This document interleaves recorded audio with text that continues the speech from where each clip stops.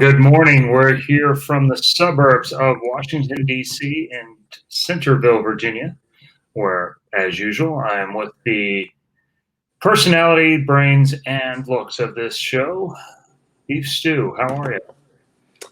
Yeah, a little feeling a little worse for the wear after last night. We didn't cover ourselves in glory. We got used as roadkill, I would say. But that's the nature of 2 games of Baker. You get off to a bad start, and you're behind the 8 ball pretty quick. Yeah, I mean, I guess the worst parts about that are there's times when you get beat, and there's times when you really just don't put up. You kind of beat yourselves, and I guess we kind of did the same thing. We were fortunate to actually get to the spot that we'd hoped to be in anyway, because the Girls Bowl a really good first game, so we were probably going to be in that same 1-1 situation as it was. But I'd take our chances. Doherty threw a really good shot. Vi threw a great shot, and kind of stings to lose that way. It's almost like getting the bucket rolled at you sometimes, to lose. Yeah. Yeah. It's the nature of it, and of course, you get in those team environments, and a couple of the guys don't feel comfortable, and it's hard to talk them out of it, or get them into the right spot. So, oh well. Yeah. So I guess in our case, we were pretty lucky because our draft picks bowled great. It was the keepers, mostly Jesper and myself, that really didn't play up to the standard. So yeah. But this afternoon you have a way of redeeming yourself to your teammates. You're suddenly the most popular player on the Atom Splitters. Yeah, I'm sure they're really excited about it since I threw 0 strikes and we're bowling on the same pattern. I imagine they're really looking forward to this, and if they could pick it, this is exactly how the opposite way they would do it. So they for the people at home, they've got a I guess it's been termed as almost like the All-Star game. It's the PBA Clash format, and we've got 1 player from each team. It was the player with the most titles on each team who got selected, if you're wondering what the selection criteria was. So, for example, on one team you have Walter Ray with 47 titles. On another team you have Frankie with 4. So Frankie did quite well. Obviously looked into the future, convinced Dan Leto to pick guys with less titles than he was. It worked out pretty well. But the fun part of this format is it's a dead chop between the whole team.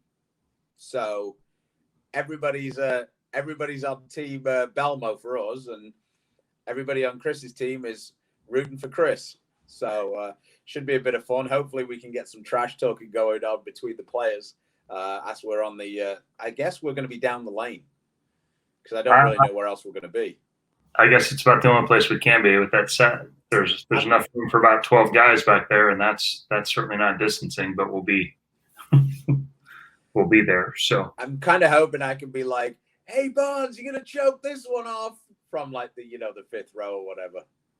Yeah, I'm looking forward to that. Yeah.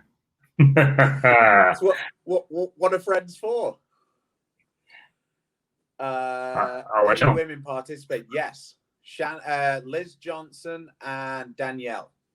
Yes. They'll be in with Pete, Norm, Walter, myself, Rash, Frankie, Dom. EJ. Off the top of my head. It's close. That's pretty good. We got a couple more, I think, in there, but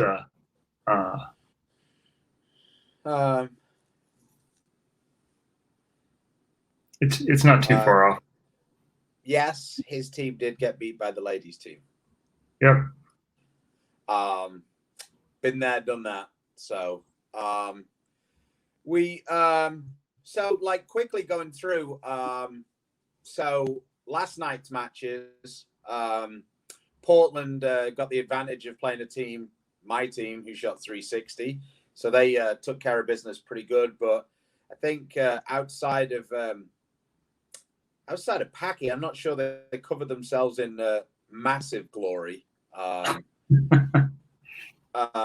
So they might be making some changes. I don't think changes in lineup, but definitely changes in some balls. I do think the key generally is getting out of that first round match a little bit with enough guys with the right strategy that you can survive, and and then get all five on play. The problem for you guys is you shot 540 the first time, so it appeared you had all the right strategies, and then they looked way tighter down lane yesterday. Hook in the front wherever you want, but they're flatter front to back. Mm-hmm. So yeah, I think we definitely saw them as the flatter front to back.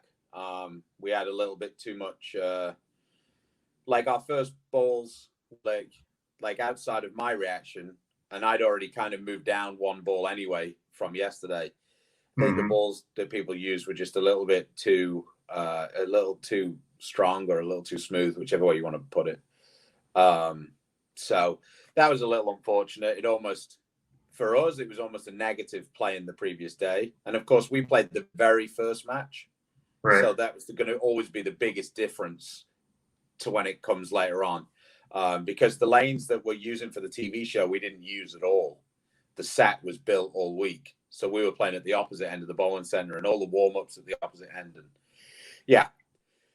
And then I certainly felt like I got a little cold watching you. So go ahead. Oh, okay. What's that? No, I feel like I got fooled watching you guys bowl a little bit, and especially Sean playing straighter, and I thought that was the right way to go about it. And they obviously got tighter and tighter as the night went on, and too much speed from that spot for me didn't work out very well. Although he still made it work pretty good yesterday.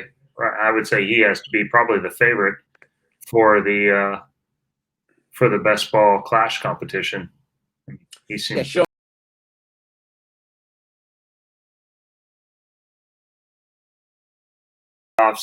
He's obviously in a very good spot, and so this is he's set up pretty well.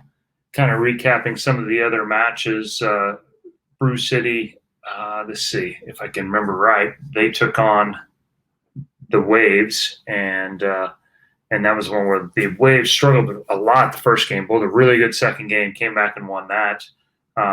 And you'd think they had the advantage because they bowled the bigger game on the pair that they had the roll off, but Sean and Simonelli were pretty well lined up, and so Sean was able to throw that first strike, put some heat on, and Danielle hit that wet, and the wet dry is pretty stiff this week, and so she went light, and they were able to escape.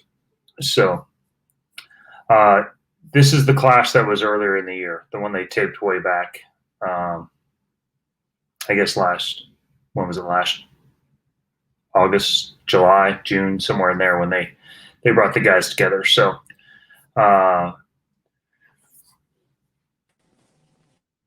let's see. Is this event going to be live streamed? It'll be televised. I believe it's going to be taped, though, because it's going to be a lot of there's a lot of roll-offs and a lot of best balls and a lot of things like that. So to fit it in the time space, I believe they're going to condense that one down into something. So that one will not be live.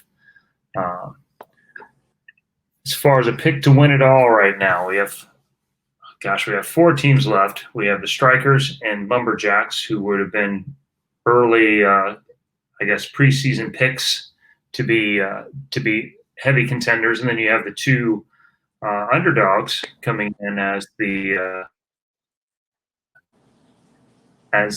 expansion teams, and I don't know that anybody picked those 2 to be there, but they have played well and they are pretty well together. It's a little hard to say because, like I said, Portland didn't have everybody going at the same time. I do, however, think the Strikers are in pretty good shape. I expect to see them I would put them as the favorite in the final, we may have an upset on the other side. I think the expansion team may win on the other side, and with the Strikers winning it all. That's probably where I would go right now. Yeah, I like Frankie's team. I like Frankie's team to win. I think they've got the best ball reaction. So, Well, that's like I said, that would be the final then if we went that way. I think they bowl Portland next, right? no, no, Rash bowls Portland. Oh, okay. Oh, I did. Frankie Yeah, bowls the Strikers. You're right. Yep. So, I mean, it's hard to bet against Norm's team, especially if it comes down to a roll off. Yeah, they have a lot of bullets. But I mean, Richie Teese, wow, his ball reaction is incredible. He's throwing that ball to like 2. And He did the one last night up in the air and lofted it and to the right and slow, and it still didn't do anything wrong. Other than it's a 10 pin, but I don't know how. If that shot's going to hit the pocket, he's pretty confident. He's got to feel pretty good about his chances. Yeah, definitely. I mean, it's crazy how good a reaction he's got, and AJ's pretty much the same, and Frankie's kind of taking my role on it. He hasn't missed the pocket yet, and he's thrown some clutch shots to win. And they've had a couple of Frankie had rolled the 9 pin to seal the deal the other night. So yeah, I like that team. Like I say, they're all coin flip matches. So yeah. Yes, much like AAJJ, Stu's back. So. Speaking of, a little controversy tonight, sort of. You know, AJ being AJ and Brad being Brad, and I don't think any of us out here thought there was a whole lot unexpected at either one of those two. But for a moment, the internet went off its axis. You know, I'm not surprised about it at all. Personally, I think Las Vegas has a lot of pretty low key guys. AJ is going to be the cheerleader out of that group, and so he was given his. That's why he's bowling leadoff. He's the energy guy out of that whole group.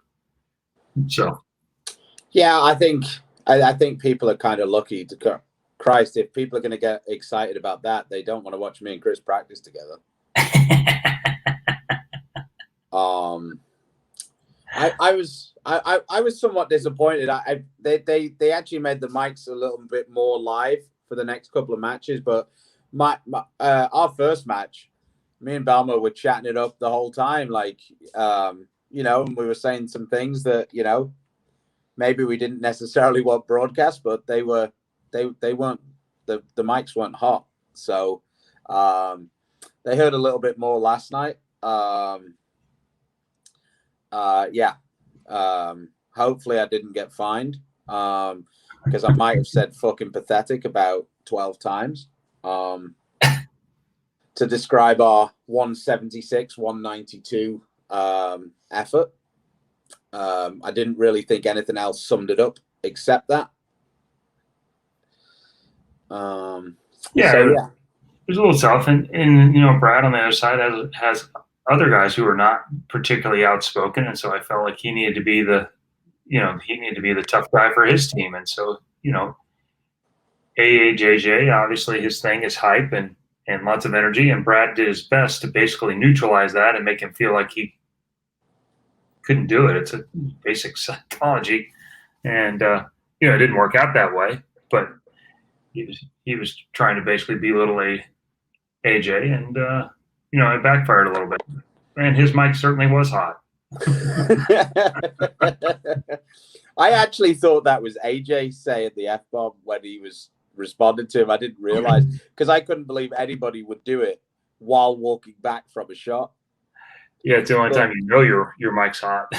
Yeah, but then I rewatched it, and like the internet told me it was Brad, and it clearly was Brad. So, yeah, I mean, people made a lot of that as if that was the momentum changer in the match. After that happened, Frankie's team went spare, strike, open, and Brad's team had the front 5. So I didn't see it that way. Like, the momentum changed when Brad went a little high and 4-9. It wasn't right. It wasn't because of that. No, they pretty much took it over. In this week's edition of The Internet's Always Right, Yeah, Frank. Yeah. Can you tell Jacob that he should try to miss left for 7 pins because every time he misses them, he always misses right. I could try to tell Jacob a lot of things, like use a plastic ball. Yeah, it's not like he has an abundance of balls he has to take to tournaments. There's those two, and well, yeah. So I mean, I don't get it. I'm on team plastic ball. Always have been. Always will be. And the amount of bad spare shooters who tell me, well, it doesn't make any difference. Well. I mean, Chris Prather's. I think Chris Prather's a pretty good spare shooter, and even he drilled a plastic ball for last night for the TV show. When you're not doing it every shot, having the plastic ball there is so much less stressful. yeah, I mean, Pete missed one because he didn't bring one down. Mm-hmm. And there's one of the best spare shooters of all time. And he just uses the high road pull and it wheeled past it. And I just wanted to bring up Martin's comment. Bless you, Martin, but we weren't unlucky. Unlucky. When you miss a single pin in each game as a team, that's not tended to be that unlucky. That's just shit. It is what it is, I guess. It's hard to watch Jacob shooting spares. Imagine how hard it is. Imagine how hard it is for Jacob. How about Jesper? He threw reactive. He actually does that somewhat, and I tell you what, it was he put a 40-minute session on him over in the practice pair of just destroying pins. But I think it came out that he wasn't super confident. He let one shot kind of get away, and then he bowled pretty good after that. But so we were just talking quickly about the clash and like predictions. I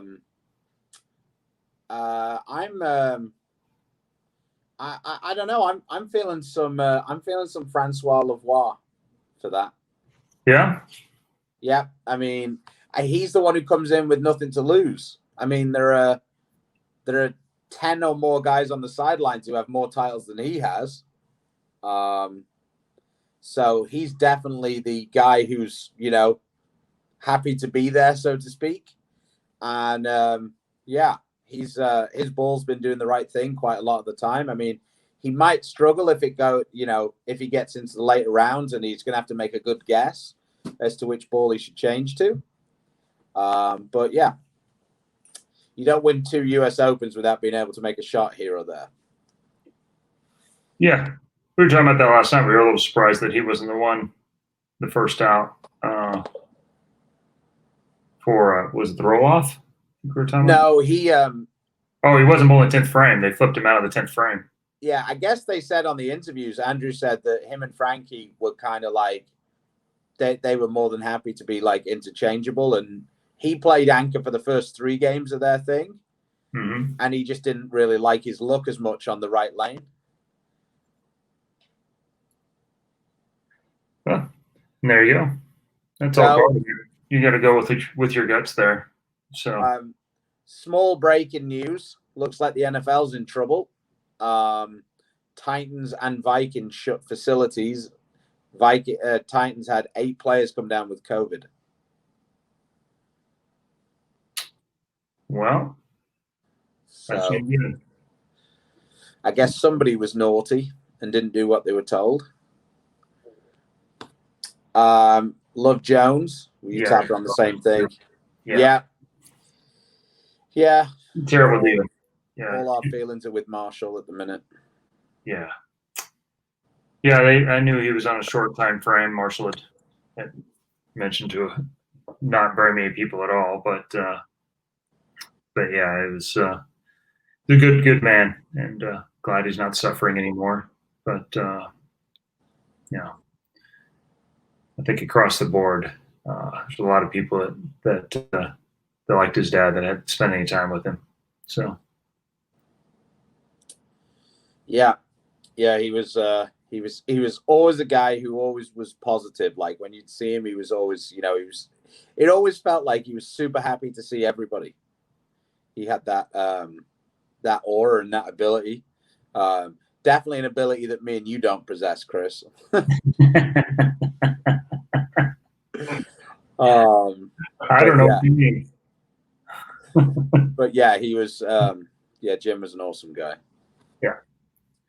On a slightly brighter note, Frank came with another one. Who knew Packy was right all along about being the number 1 pick? It's gonna be great next year when they keep Anthony, Gerard, and Packy next year, and yeah, I mean, Packy last night, it was unbelievable. Like he was in full North Rock Thursday Night League mode. I asked him afterwards. I said, "So what were you doing?" He goes, "Well, I just aimed to throw it in the gutter because it wouldn't go in, and every time I got it to the left, it was a strike." Oh, okay. As you know, our 2 lefties were struggling to throw strikes, so I think he was being a little modest. But wow, he yeah, no issues. None whatsoever. No. And he was definitely loosey goosey. Yeah, I had to eat humble pie because I was giving Brad and Kyle a bit of I was giving them the business. I said, we only took 1 of the beef from Barnzy to take care of 2 of the house guys. Well, I got taken care of last night, so I laughed and I made Brad's day because I told him, "See, that's what happens if you finally send men to do a man's job. You get it done." I said, I guess it's just Kyle who can't get the job done, and Brad's like air knuckling me. Yeah. So. Yeah, no, the girls had a chance to get their revenge at Brad, and were not able to come up. They had a little more problem with knocking out the flat 10s in the second match than the first one, which they didn't seem to have too much trouble at all. And it would have only been fitted if Brad would have said, "Well, I guess they were right. You did lose at the 7-8 match."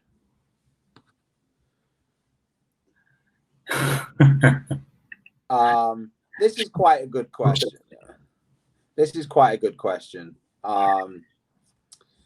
How much thought goes into a game plan for everyone's attack on the pattern in Baker, or is it more of each player getting up and doing what they have to do? It really depends on your team makeup. I can speak for our team. We have I guess we're not trying to play exactly the same part of the lane, but we're playing in that area. We're not trying to play the same board necessarily, but we're playing a shot shape that allows us to communicate with each other to have that game plan. So we practice and we see what happens, and then we communicate back from each other. So like Anthony, when he changed lanes, we had a conversation, and Anthony said, "Okay, what do you think I should do?" Like in Baker, your leadoff guy, especially with the right-handers, is very important. Yeah. Our team, based off Portland, had an attack to play to the right for a couple of years on the one side. On the other side, not so much. We played the middle of the lane more so. But here, there was way too much friction for us to play out there to the right. We did get stuck. I got stuck trying to do a little too much, play a little too straight, and make it stay there. Vince, was this pattern sport compliant? No, not even a little. I don't know what the numbers ended up at, but there's so much friction on the out. The part that we played, I would say, is not compliant. They're generally a little easier for this. We get very little practice because we only get a couple of shots on each lane, and between that and the rain delays between shots, as you know, watching college bowling and your son, it gets pretty tough. When the lanes are hard and you get a long time in between shots, the scores can be brutal. Two good questions here. Quickly, Casey, what was the layout on your Axiom Pearl? It was 60 by 5.5 by 25. Is a short pin buffer or pin on the valve a trend that a lot of tour players are going to? Yes. I've used it for a long time, but it seems to be something that is trendy, I would guess. I think his surfaces keep getting worse, and really, a lot of these synthetic surfaces are starting to look more like wood did towards the end. They're starting to hook early, and so getting things that clear the lane and want to change directions after it gets through that earlier friction is important. DJ, I think this is a good question as well. Mm-hmm. With the event being there and no fans, do you think the players were not as nervous as they would be in Maine? I think it worked both ways. I know for our team in particular, we're not really big cheerleaders, but more physical, and you're not allowed to do that. And there was no fans to do the other side. And we seemed really flat. And of course we didn't strike a lot, which didn't help. But yeah, it was very odd after the time we spent in Maine, I thought. I think that it affected the people who hadn't been there positively. It would sure seem so based on the results. Yeah. Now, I didn't find it to be much different to any other TV show, to be honest, that I'd been on. But the PBA League is obviously very different usually. That would be kind of how I saw it. I felt like the atmosphere on PBA shows in general is usually quite quiet because the fans don't really know who they're supposed to cheer for. Mm. Whereas in Maine, that was always significantly different. So, the PBA have tried with the noise, and, I've watched soccer games without it, and it's atrocious. So I think that it's the right direction. And, I know that they're trying really hard with trying to figure out the balance of it being, loud enough that it sounds more normal on TV or whatever. So it's actually fairly loud where we are, but on TV it's not at all. I also think that it'd be way louder for the cheering part of the actual shot itself. Mm-hmm. But fine, it's also on TV. It also doesn't help that those speakers are directly behind the players. So it makes it hard for us to know. That's what's also making it hard for the players to talk to each other, because we're wearing masks and then we have that noise right behind us. So when you talk to a guy, it's hard to know how loud to be, because it's hard to judge through the mask anyway. Then you've got the noise, and then you don't want to end up yelling when the other guy's on the approach, because you're like, ooh. And that, if you want to see it get a little nasty, that's the way. That's the way forward. Yeah. Yeah, I agree with DJ. I think the newcomers, it was easier for them. The girls were not particularly nervous. The atmosphere was not. It just wasn't the same, and so it was much closer to what they were used to, or what a normal TV show, I guess, would be, and even less so because you don't have any stands, any extra movement. Those the other distractions that normally come with going on a TV show. Just Richard Lowe asked a good question.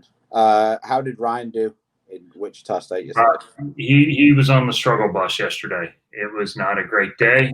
It put him in a little bit of a precarious position. I would have said he had a pretty good chance of being one of the 3 players picked to the varsity going into yesterday. Yesterday did not help him, so I do not know where it will end up.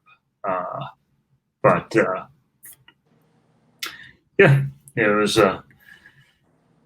That place will struggle. It will test every facet of it. They end up going on the 2004 U.S. Open pattern, is what they told him afterwards, which, as I recall, was a 40-foot 1-to-1.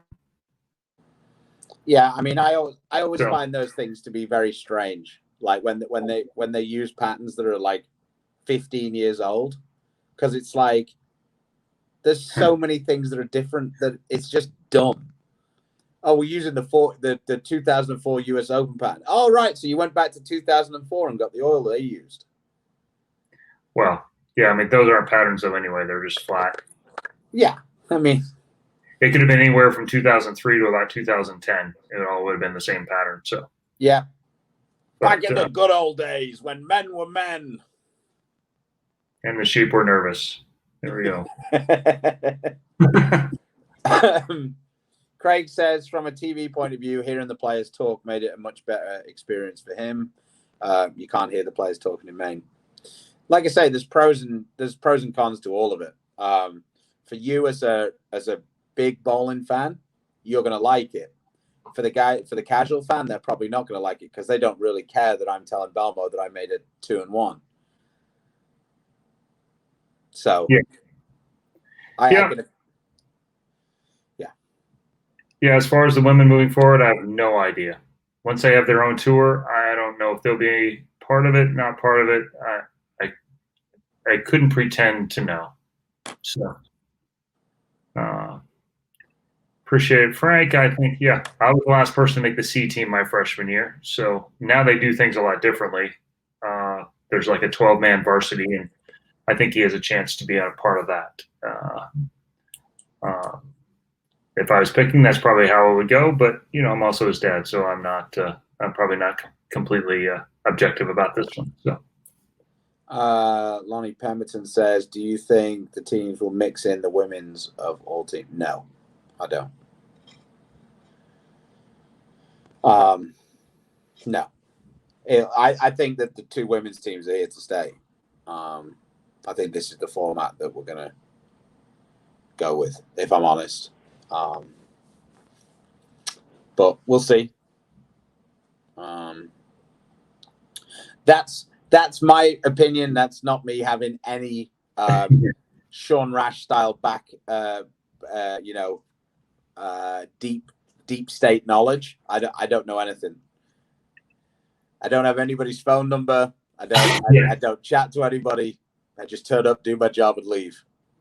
Martin wants to know if we'll have AAJJ back on the show if he's as a title winner if his team wins the league. Well, one, the league is not a title, but because he does make good content and it's always an entertaining show, I imagine AAJJ will start becoming a more regular participant on this program. Either way, he's a good sport. We might get him and Brad on. Get him and Brad on the same time. Yeah, poor Brad. We took some shots at Brad, and Brad took it like a champ. And I expected the fact that he stand behind his teams. It took him a while to get there, but he did back him up, and then his team won as opposed to what my team did. So I've got a next one, Charlie Tapp. I love it.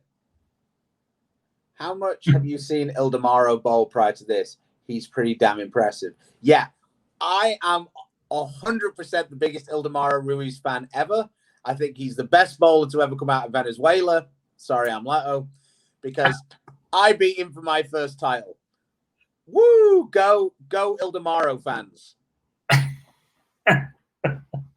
I've known him since 2010 in Thailand when we switched pairs, and Ildemaro tried to want to throw one more ball. And so he's standing at the back of the approach. We moved from our pair to the next pair. He's still standing on the approach, waiting to go. And I'm holding two balls down by my side, and he decides to swing his ball back like a practice swing. And I'm standing behind the approach, and his hand hit the balls that I was holding and completely obliterated his finger. It was awful. That was how I met Ildemaro, actually. So we speak now. So quickly, Frank says, I don't get how the league's not a title, but the team challenges were. One of those was. One. Yeah, just one. And you actually bowl games. And yeah. Well, this format's a lot like the PBA play. Never mind. I'll just not go down that rabbit hole. Thomas Larson is so underrated. Yes, I believe that's for a true. long time. I enjoyed watching him. I think he went 4 for 4 on his shots. I told him when he was on the show, just get yourself warmed up. Use this as a warm up for the Weber Cup. So get it all out. Just get it all out. There we go. Here's one of my friends one of my friends in Phoenix. Yeah, I might have done that. Ildemaro flagged the 10-pin, and then I spared it about 3 frames later, and I walked back and I go, "That's why you practice them."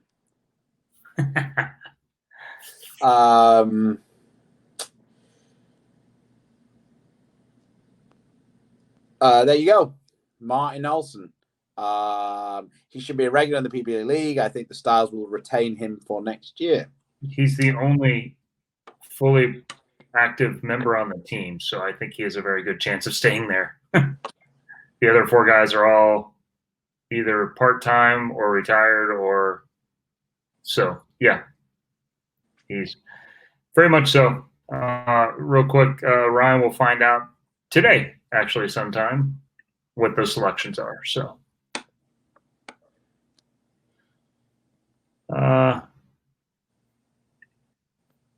Rob, do you think they choose a tougher pattern? I feel like the women were at a disadvantage trying to outcarry the men. I didn't see it that way personally from my spot. They were able to actually, the friction to the right is certainly more favorable to straighter players, and the fact that it was so wet dry, I thought it actually went the other way. So I mean, Rob, you could be that the men's teams were better. I mean, I'm not saying that's necessarily true, but it doesn't necessarily, like, why is carry not part of the game? Yeah. Like, because then you're going to say, well, they played on this pattern and it wasn't as fair because the men created more area. Yeah, everybody had about the same amount of area. If anything, it went the other way, I thought. But, yeah, I mean, you can, that's debatable till chat about it on the sweep the rack. There you go. Hey, can you tell me what Parker was on our team? He had to be in the top 75 in points this year, and Parker did not. Parker retired. Yeah, he didn't bowl on tour this year, and because he was not on a team the year before, because it was during Junior Gold, and he opted to stay with his kids and be part of that. He did not have a carryover exemption that like Pete had, and so that's why. And I think Parker made the decision that if he wasn't bowling full time on tour, then he shouldn't be necessarily part of the league. So it wasn't a difficult decision for him. He chose his kids, and he understood that that's what that meant, and he was more than happy, to move on. Yeah. Richie, we got out carried in the second game match 1 against the women. Yeah, I mean, we did too. They destroyed us the first game. They bowled a great game. So, hey, Dick, ironically, Barnzy's team spare shooting kept them in the match against the women. Yeah, and their lack of spare shooting is the only thing that gave us a chance by one of the best spare shooters ever. So you just never know. Real quick, I think the league would be more interesting if teams only retain 2 instead of 3. What say you? I say you wouldn't want to give up 60% of your favorite football team or basketball team year to year, would you? You have to have some identities with teams to keep cheering for the same teams. If those guys change every year, then what's the point? Love, I agree. Screw them. 2. Mix it up. You heard it here first. Stu wants off the LAX. That's all I heard.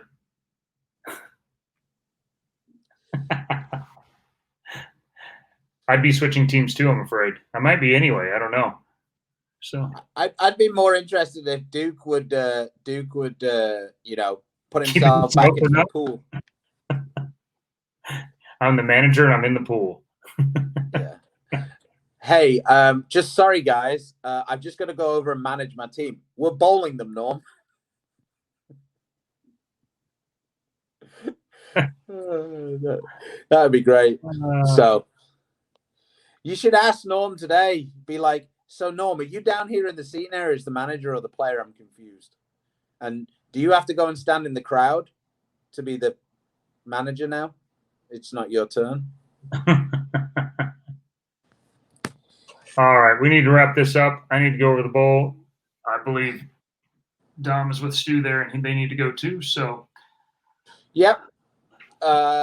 Good times. Sorry, this show was a little bit choppy. It was a bit better once I went on my phone.